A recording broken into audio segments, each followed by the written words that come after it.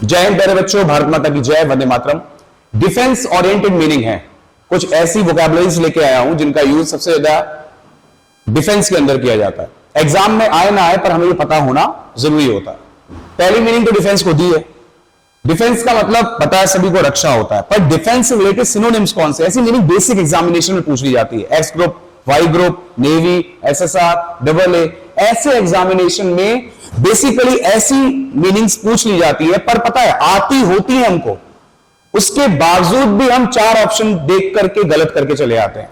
देखिए, डिफेंस रक्षा, इसे प्रोटेक्शन कहते हैं। प्रोटेक्शन मैंने भी होता है क्या, रक्षा करना, ठीक है।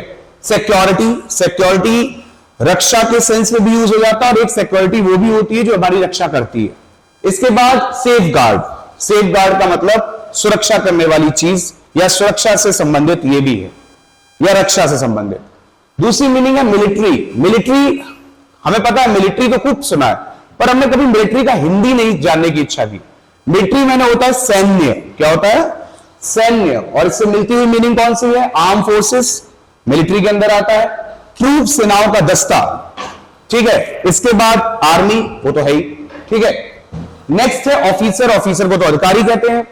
कमांडर, ऑफिशियल या लीडर भी कह सकते हैं, ठीक है। पर लीडर जो है वो नेताओं के लिए भी यूज हो जाता है, ठीक है। और डिफेंस के अंदर भी लीडर बोल सकते हैं, पर बेसिकली सबसे अच्छा वर्ड जो बोला जाता है वो कमांडर, ऑफिशियल या ऑफिसर होता है। नेक्स्ट, कैडेट किसे कहते हैं, सुना होगा कि डिफेंस के अंदर कैडेट, कैडेट कोचिंग्स के नेम भी बहुत सारे हैं ऐसे जिनका नाम है कैडेट। कैडेट मैंने होता है प्रशिक्षु सैनिक, जो सीखने के लिए आता है, जिसकी स्टार्टिंग होती है जो ट्रेनिंग कर रहा है, जो ट्रेनिंग के दौरान है, जो उसे कहते हैं ट्रेनिंग। रिक्रूट भी कह देते हैं या अप्रेंटिस भी कह देते हैं। ये तीनों मीनिंग, तीनों वोकैबुलरी, तीनों वर्ड्स रिलेटेड टू कैडेट है। अंडरस्टैंड व्हाट आई से? नेक्स्ट पे आओ।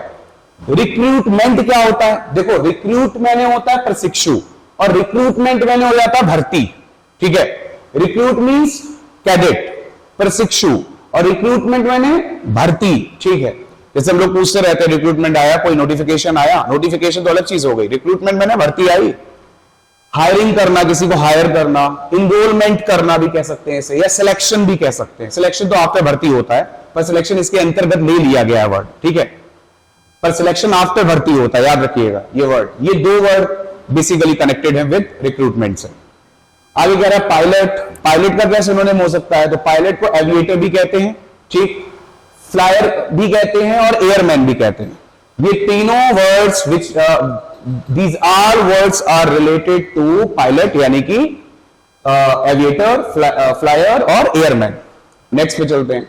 एयरक्राफ्ट किसे कहते हैं, एयरक्राफ्ट वही होता है जिसको पायलट उड़ाता है। इसमें भी देखिए क्या है ना, अगर मैं आपके सामने तीन वर्ड्स लिख रहा हूं, यहां पे मैं बता रहा हूं, तो तीनों वर्ड्स में डिफरेंस है। ये नहीं है कि सेम वर्ड्स है।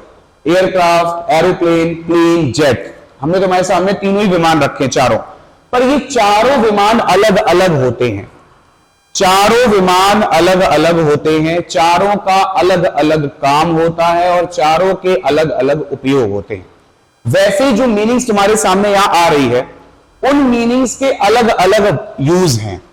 हाँ, मिलते जुलते वर्ड्स हैं, इसलिए हम यहां पर इनको कनेक्ट करने जा रहे हैं। आगे स्क्वाड्रन, स्क्वाड्रन का मतलब होता है दल, ठीक है। स्क्वाड्रन का मतलब दल। अब एरोप्लेन्स का दल, पायलट का दल, ठीक है। यूनिट कह सकते हो, फ्लीट कह सकते हो, फ्लीट मैंने होगा जहाजों का बेड़ा, ग्रुप कह सकते हो, पर इन तीनों के अलग अलग यूजेस होंगे, पर रिलेटेड टू ये स्क्वाड्रन ही है। क्लियर हो गया?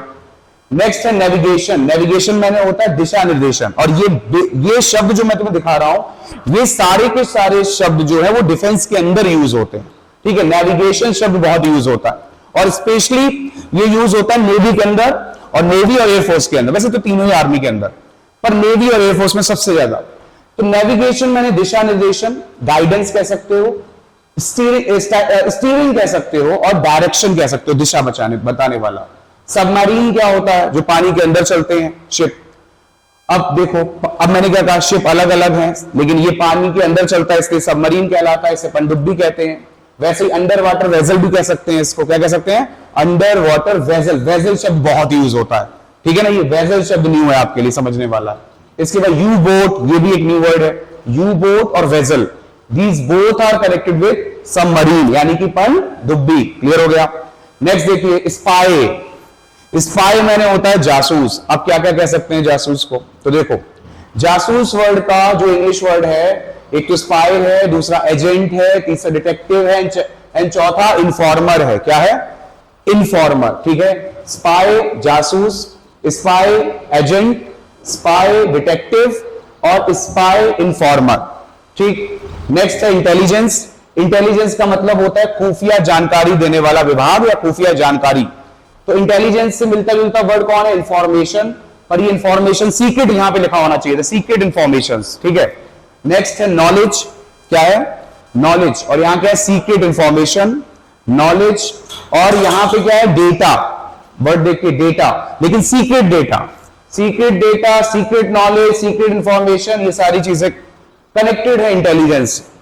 आगे क्या है? इन्वेस्टिगेशन, जांच पड़ताल। अब इंक्वायरी कह सकते हैं, एग्जामिनेशन कह सकते हैं, पर एग्जामिनेशन एक अलग वर्ड है, पर हाँ कनेक्टेड हो रहा है, कनेक्ट हो रहा है, इससे कनेक्टेड है। और इसके बाद इंस्पेक्शन।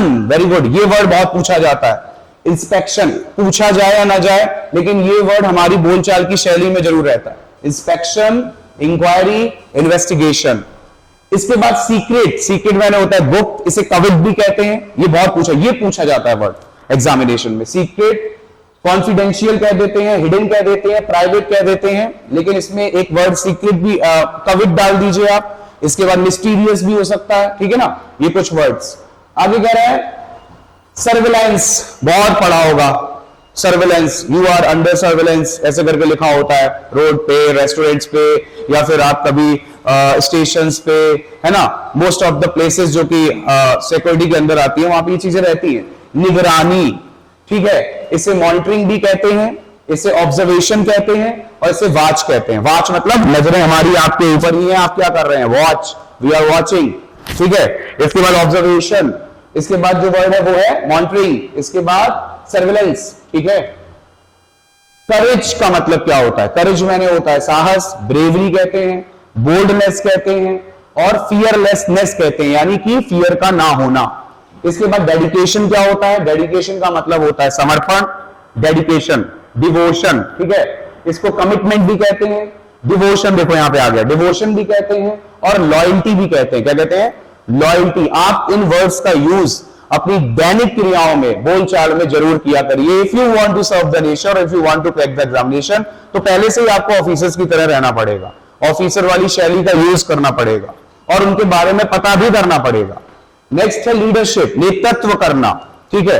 और इन वर्ड्स को केवल हमें पढ़ना ही नहीं है, इन वर्ड्स को हमें अपने जीवन में उतारना भी है। अब जैसे नेतृत्व करना है, लीडरशिप है, गाइडेंस, डायरेक्शन। अब यहां पे भी डायरेक्शन आया है, पर ये डायरेक्शन वो है जब तुम लोगों को डायरेक्शन देते हो, मतलब जब तुम लोगों को लीड करते हो। बहुत सारे लोगों के बीच में एक तुम ही थे जिसने कार्य को किया। ठीक है, इतने सारे लोगों में और लोग नहीं कर पा रहे, तो वो है लीडरशिप करना और सबसे करवाना भी। एनडीए के अंदर इसका बहुत यूज होता है। नेक्स्ट है कमांड करना। ठीक है, ये सारे word connected with leadership. Very good.